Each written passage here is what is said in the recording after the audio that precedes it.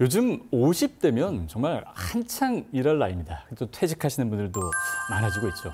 정부가 퇴직한 이 중장년층의 재취업을 돕기 위해서 취업 지원 프로그램 중장년 경력 지원제를 시행합니다. 50대 이 중장년이 새로운 일자리를 찾을 수 있도록 직무 교육, 또 직무 수행 기회가 제공되는데요. 이번 프로그램이 중장년층의 경력 전환과 재취업에 구체적으로 어떤 도움을 줄 수 있을지 알아보겠습니다. 고용노동부 고령사회인력정책과 최영범 과장 나와 있습니다. 어서 오십시오. 네, 안녕하십니까. 자, 과장님, 중장년 경력 지원제입니다. 요즘 아까 말씀드린 것처럼 한창 일하실 나이에 퇴직을 하게 되면 와, 어떻게 해야 되지? 라는 고민하시거든요. 그래서 뭐 치킨집을 보통 많이 하시고 이렇게 하는데 이 중장년이라는 좀 나이대를 좀 정확히 좀 알아야 될 것 같아요. 어떻습니까? 중장년이란 나이대는 원래 법적으로 규정되어 있는 건 없어요. 다만 저희 정책적으로는 40대, 50대를 의미하고요. 55세 정도를 고령자, 50대를 준고령자라고 이제 법에 규정이 되어 있습니다. 그렇군요. 법 규정은 50대, 55세만 있어요. 근데 그 55세도 고령자라고 하기에는 조금 너무 젊으신 거 아닌가 이렇게 생각하고 있습니다. 그럼 이 경력 지원제 내용들 하나하나 좀 말씀을 해주시죠. 이 경력지원제가 도입된 이거는 사실은 50대 특화 프로그램으로 저희가 이제 추진하는 사업입니다. 지금 이제 50대가 이제 2차 베이비 부머라고 하는데 그 50대가 64년생부터 74년생 정도 되는데 한 1,000만 명 정도 됩니다. 1,000만 명? 예, 954만 명 정도 되고 이분들이 한 10년 내에 많이 은퇴를 하실 거예요. 이미 은퇴를 하고 계시고 이분들이 한 실제 이분들이 퇴직하는 시기를 통계적으로 보면 52.8세라고 하세요. 아, 그렇군요. 조기에 이분들이 퇴직을 하셔가지고 다시 재취업을 하려고 노력하는데 그 기간이 한 13.8개월? 한 거의 1년이 넘습니다. 1년이 넘고 그다음에 이분들이 또 이제 다른 재취업을 하게 되면 재취업하는 임금 수준도 한 70% 정도밖에 안 돼요. 71점. 그 정도로 줄어들고 또 기간제로도 많이 갑니다. 비정규직으로 취업하는 비율이 OECD 대비 3배 정도 되고요. 근데 이분들이 생각보다 굉장히 유능한 분들이세요. 그럼요. 절반 한 44.6% 정도가 대학을 다니셨고 한 60% 정도가 상용직이세요. 그렇게 이제 역량도 있고 또 아까 말씀드렸듯이 55세면 체력도 아직 젊어 보이시잖아요. 40대보다도 좋으신 분들 많습니다. 그러다 보니까 이분들이 이제 다시 바로바로 일을 하시려고 취업을 하시려고 노력을 하시는데 마땅한 일자리가 없기 때문에 주로 하시는 거에 훈련을 받으시고 자격을 따세요. 자격을 뭐 2개도 따시고 3개도 따시고 하시는데 그래도 취업이 안 됐어요. 왜 잘 안 되시냐면 경력이 없어서.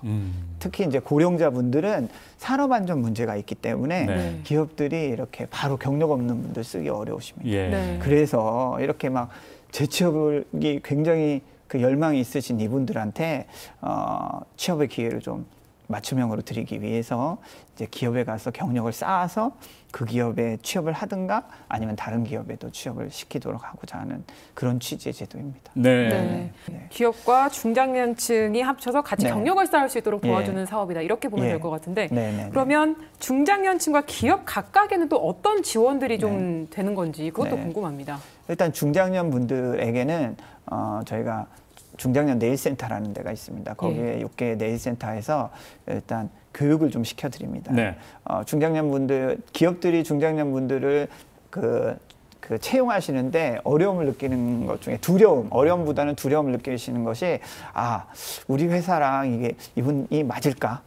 특히 청년분들은 뭔가 교육 같은 걸 좀 시키고 잘 이렇게 가르쳐서 무슨 기업에 맞추게 하는 그런 것들에 대한 개념이 있으신데 중장년분들은 이미 어느 기업이나 이런 데 가서 뭔가 잡혀가 굵으셨으니까 이분이 우리 회사의 분위기에 맞을까? 이런 것들이 굉장히 걱정이세요.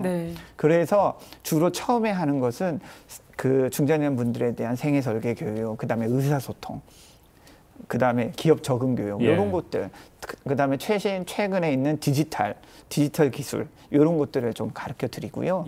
그리고 나서 이제 기업에 가셔서 기업에는 아마 선배 멘토가 계실 거예요. 그 멘토의 어떤 그런 지도 아래서 멘토링을 받으시면서 실무를 직접 해보시는 것들 이거를 한 3개월 정도 하십니다. 그리고 그 기업에 취업하셔도 되고 그 기업과 제가 핏이 안 맞다 이러면 저희가 그 경력을 갖고 다른 기업에도 취업을 지원해 드리는 게 이제 그 중장년분들한테 제공해주는 그런 프로그램이고 예. 기업에게는 그리고 기업에게는 저희가 일단은 그 프로그램을 운영할 수 있도록 운영비를 조금 드립니다. 네. 40만 원 정도 멘토링과 관련된 비용도 드리고 또 그다음에 이분들이 그 와서 실무를 조금 하시는 동안 그냥 그 실무 기간 동안 하실 수 있도록 한 150만 원 정도의 네. 수당을 드리고 있습니다. 그렇게 두 가지 정도로 지원을 하고 예. 있습니다. 네. 참여자와 참여 네. 기업에게 각각 네. 지원되는 내용을 보면 네. 참여자들에게는 참여 수당이 월 최대 150만 원까지 지원이 되고요. 기업들에게는 프로그램 운영 수당 또 1인당 월 최대 40만 원씩 지원이 되는군요.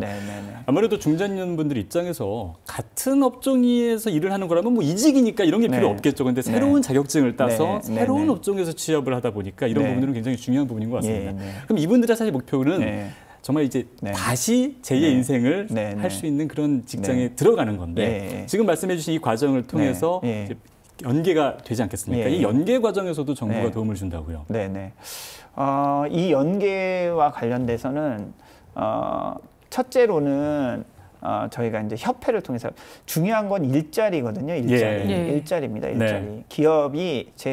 기업이 중장년한테 일자리를 오픈하는 게 가장 중요한 거거든요. 그래서 저희가 이번에는 뭐 메인비즈협회, 그 경영혁신 중소기업 협회랑 해서 일단 뭐 시설관리 자격, 전기 자격 이런 딴 분들이 또 그 협회에 그런 전기 시설 관리하는 업체들이 많이 계세요.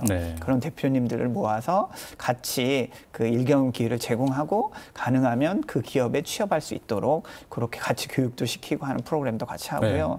또 하나는 또 그 메인비즈 협회의 회원사 중에 굉장히 부족한 것이 해외 영업이라고 합니다. 해외 영업이요? 해외 영업을 인력이 굉장히 필요한데 대기업에 계셨던 해외 영업을 했던 분들 중에 근데 대기업의 해외 영업은 업무가 굉장히 범위가 작습니다. 예를 들어 물류하신 분들은 물류, 판매하신 분들은 판매, 그다음에 수입하시는 분들은 수입만 하시거든요. 근데 중소기업은 다 하셔야 돼요. 판매부터 수입부터 시작해서 통관부터 ESG까지. 그런 것들을 다 하려면 교육을 받으셔야 돼요. 그런 교육을 무역협회라든가 메인비즈 협회랑 같이 내일 제공을 하고 거기서 훈련받은 분들한테 또 그 기업에 가서 한 3개월 정도 중소기업 해외 영업을 해보시고 거기에 취업하셔도 되고 안 되시면 중소기업 그 메인비즈 협회의 그 해외 자문역으로 취업하셔서 거기서 이제 서비스를 제공하는 이런 것들을 같이 해보려고 합니다.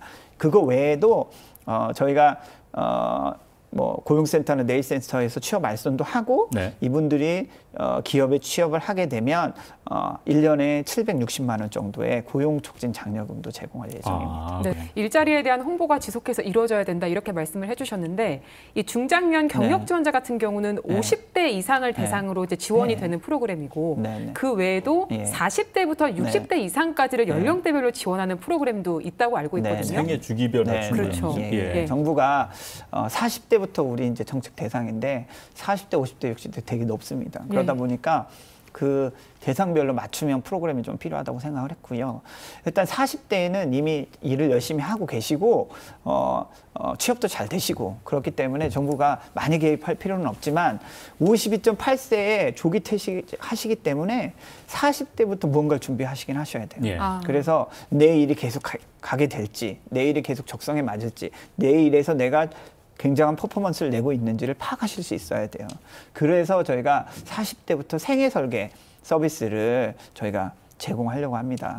전체적으로 모든 대상은 40대부터 해서 뭐 40대 구직자한테는 뭐 그 공공기관에서 하고 나머지는 기업이 스스로 할 수 있도록 하려고 하고 있고요. 50대는 이런 맞춤형 재취업 프로그램, 훈련, 그다음에 상담, 그다음에 말씀드린 경력 지원제를 통해서 빨리 취업시키려고 하고 있고 60대에는 그런 취업된 분들이 계속 일할 수 있도록 그 자리에서 혹은 다른 자리에서도 계속 일할 수 있도록 계속 고용 제도를 제도화하고 자율 촉진하는 프로그램을 하려고 하고 있습니다.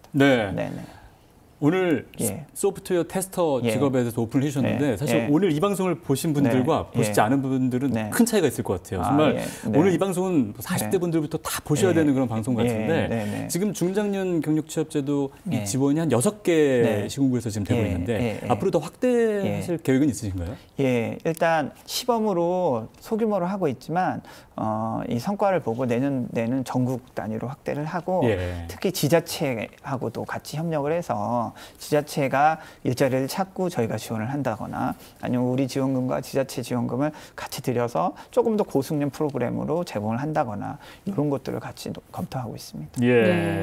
그 중장년 일자리와 관련해서 지금 현재 60세 이후에도 근로자가 퇴직하지 않고 그 회사에서 계속 일을 할 수 있는 계속 고용 제도화에 대한 내용들이 계속 나오고 있는데 사실 이 부분은 아직 사회적 논의가 더 필요한 부분이라는 생각이 듭니다. 관련해서 좀 어떻게 추진을 하고 계신지.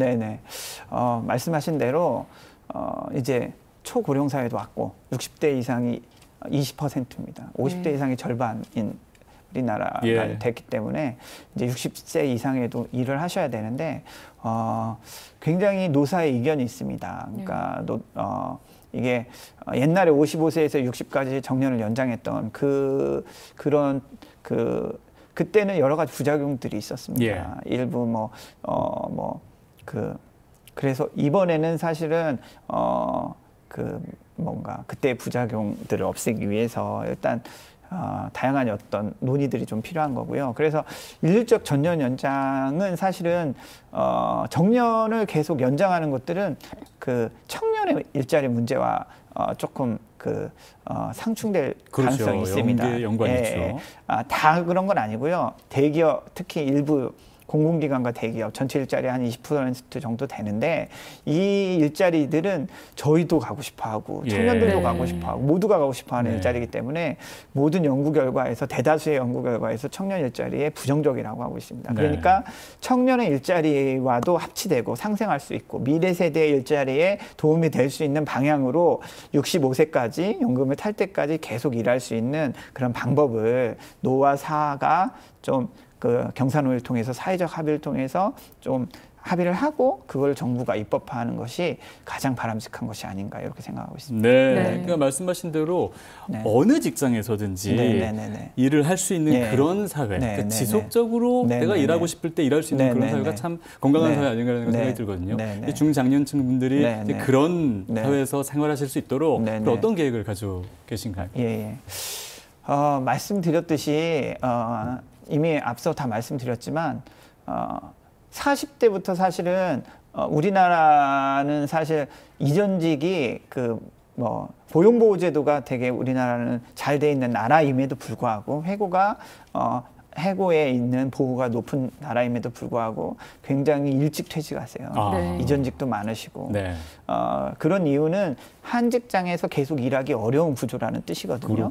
그래서 미리미리 그 시장에서 내가 노동시장에서 어떤 일을 하고 어떻게 해야 될지 미리미리 준비하고 그리고 만약 그 조기퇴직이 발생했을 때는 조기에 일자리를 가질 수 있도록 훈련이라든가 이런 다양한 프로그램을 제공하고 그리고 계속 일하는 분들이 그 일자리라든가 또 다른 일자리로 계속 이동할 수 있도록 계속 고용을 또 제도화하고 그리고 꼭 계속 고용이 그 사업장뿐만 아니라 다른 사업장을 통해서도 이루어질 수 있도록 정부가 다양하게 지원하는 그래서 중장년들이 필요에 따라서 일하고 싶을 때까지는 일할 수 있는 그런 사회를 이제 구축하는 것이 그런 것이 정부의 생각이고 바람직한 방향이 아닌가 생각합니다.